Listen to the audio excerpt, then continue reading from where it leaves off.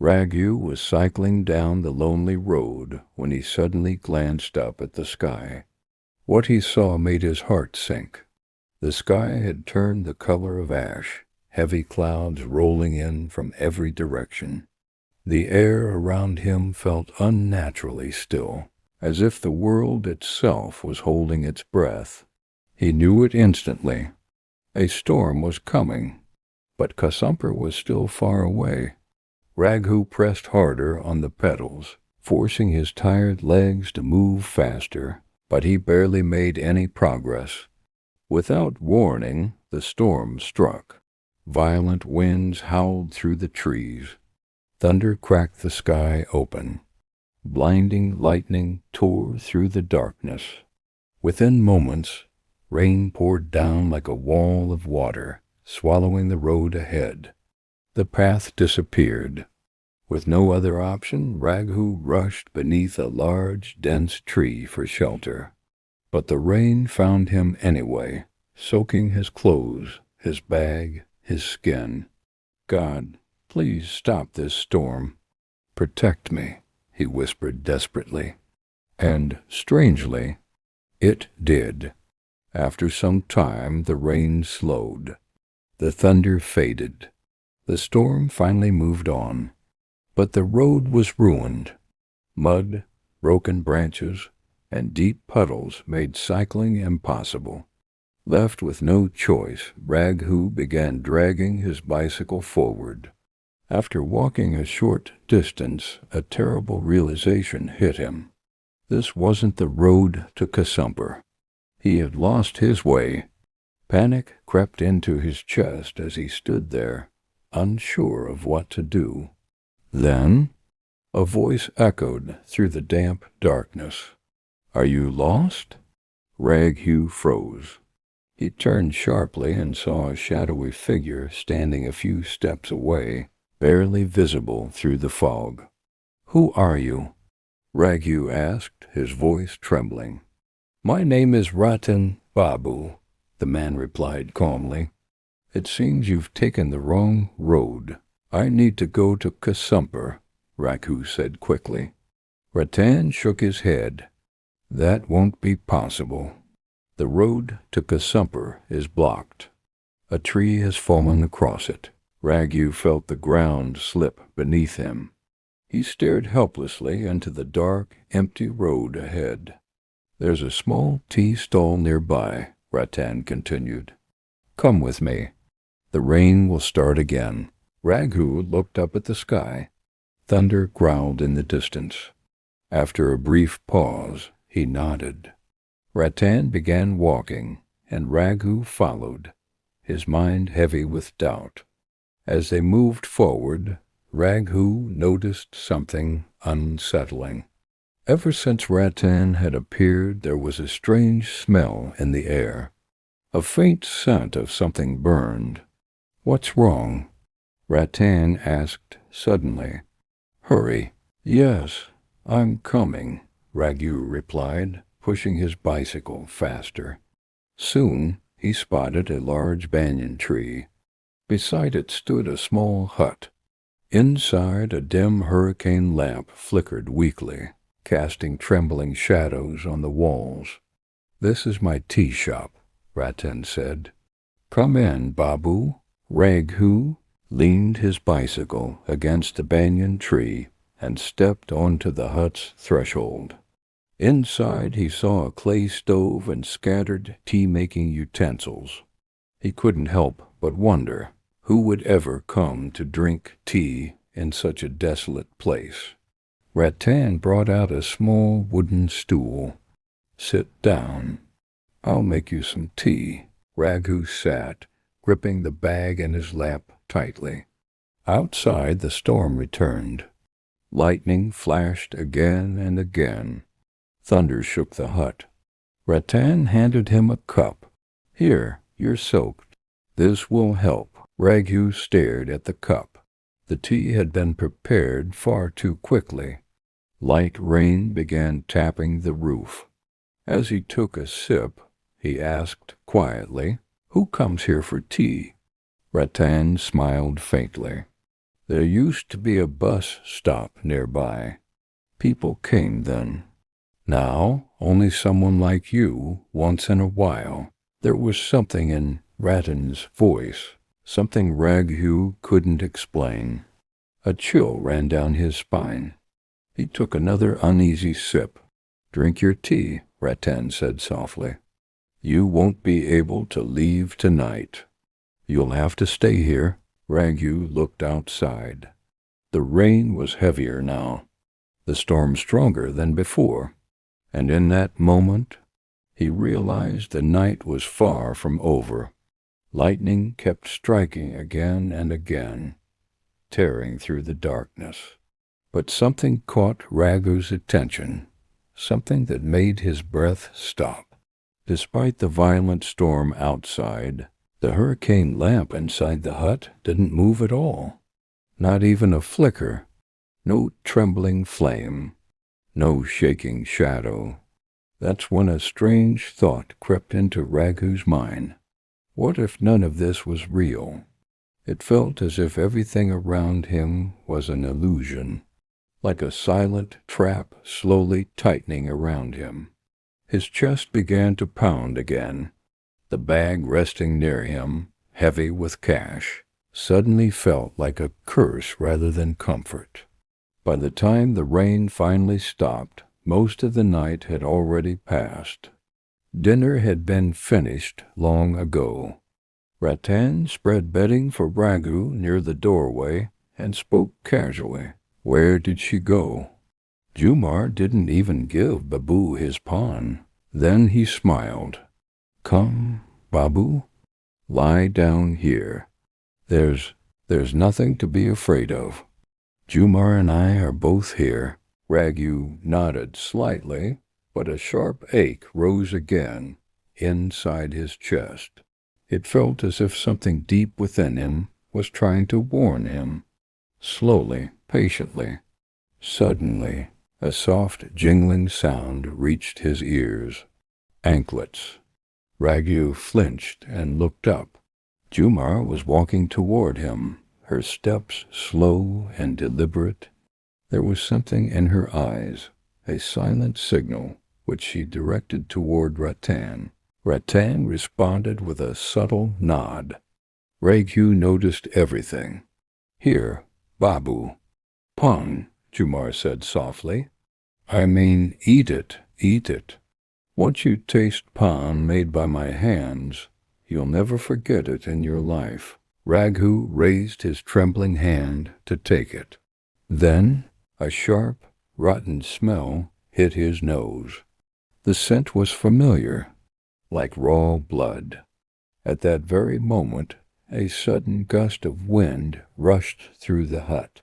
Jumar's head covering slipped. What Raghu saw next froze his blood. There was a thin line of blood across Jumar's throat.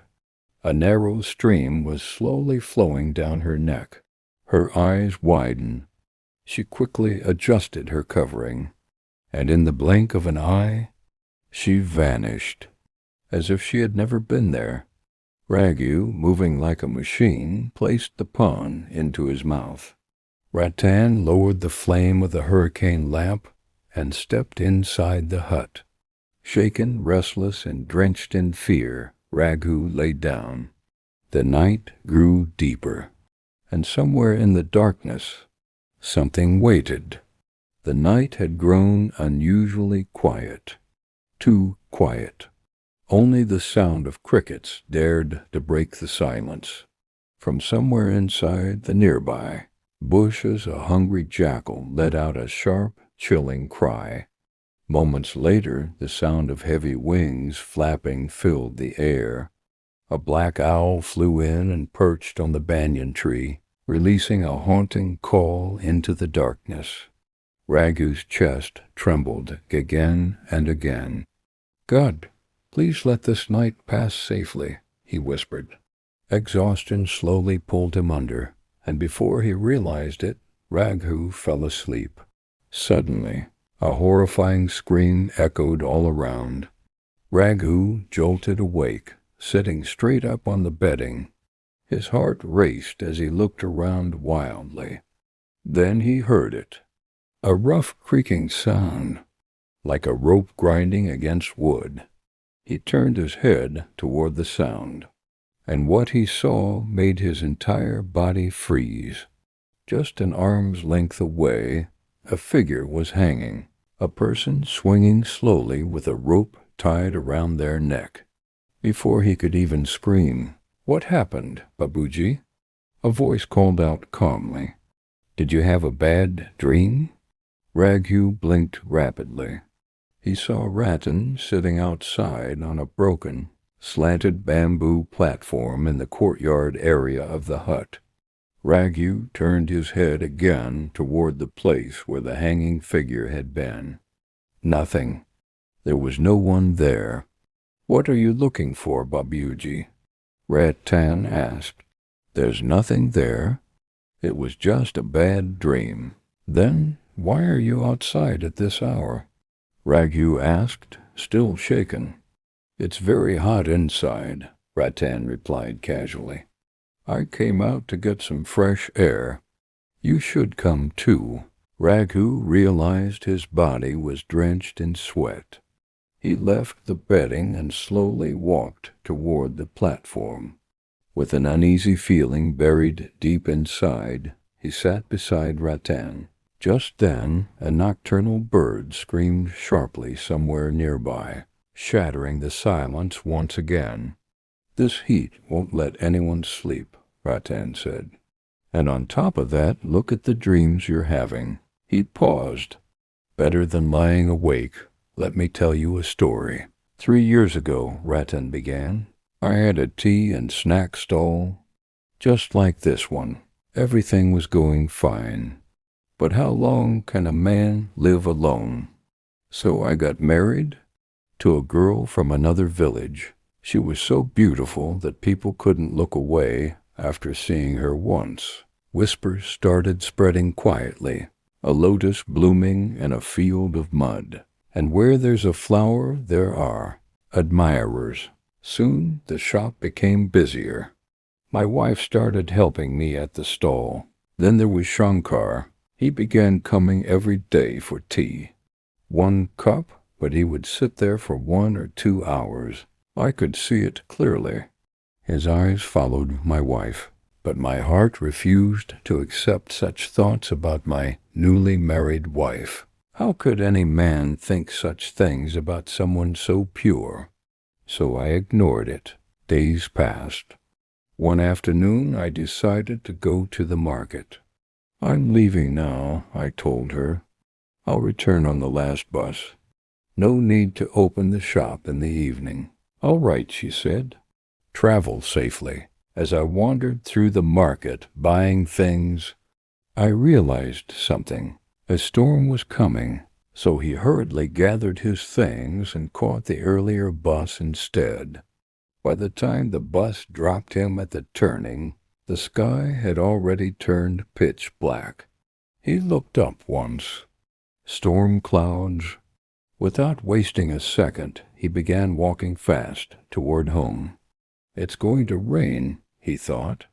"My wife is alone. She'd be scared." But he had no idea what was waiting for him. As soon as he stepped into the courtyard, loud, uncontrolled laughter echoed from inside the house. He froze. Instead of going to the door, he slowly moved toward the window. And when he looked inside, a bolt of lightning seemed to run through his body. In the dim light, Shankar was lying on the bed, and his wife was half resting on his chest, laughing softly. The bag slipped from his hand. The bangles he had brought for her fell to the ground and shattered. "Who's there?" Shankar shouted and rushed outside. The moment he saw the man standing there, his face went pale. "But you said you'd come back on the last bus?" Before the sentence could finish, the man raised a sharp object and struck his wife across the neck. Blood burst out like a fountain. She clutched her throat, collapsed to the ground, her body jerking violently, and then going still. Shankar stood frozen like stone. Then he dropped to his knees, folding his hands, begging for forgiveness. The man threw the weapon aside, grabbed Shankar by the hair, and dragged him forward. Shankar tried to escape with all his strength. In blind rage, the man slammed him to the ground. He pulled down the rope hanging from the bamboo roof and looped it around Shankar's neck like a noose. Gripping both ends, he pulled with all his force. Choking sounds filled the air. Shankar's eyes bulged out. After struggling helplessly, his body slowly went limp. The man stood there, staring at his wife's blood-soaked body like a madman. Then he screamed at the top of his lungs, "Why, baby? Why did you do this?" After a while, he stood up and walked inside. He picked up the burning lantern and threw it onto his wife's body. His teeth clenched. Tears streamed down his face. Thunder roared. A fierce wind spread the fire across the entire hut. The flames swallowed everything. And soon they swallowed the man as well. With one final horrifying scream, he burned to death. Raghu sat there as if trapped in a deep trance. Rattan's voice brought him back. "Come, Babu, get ready. Morning will arrive soon. We also have to leave." Raghu didn't ask anything. The night had somehow passed. He hurriedly got ready and walked to the door. He knocked softly. I'm leaving now. Can you hear me?" No response. Raghu paused for a moment, then lifted his bicycle from where it was leaning against the banyan tree and rode away. "I'll meet them while returning," he thought. But after riding a short distance, his heart skipped. The bag full of money. He had left it behind. He immediately turned back, but when he reached the spot, his blood ran cold. The hut was gone. All that remained was the charred skeleton of an old, burned structure. A voice spoke behind him.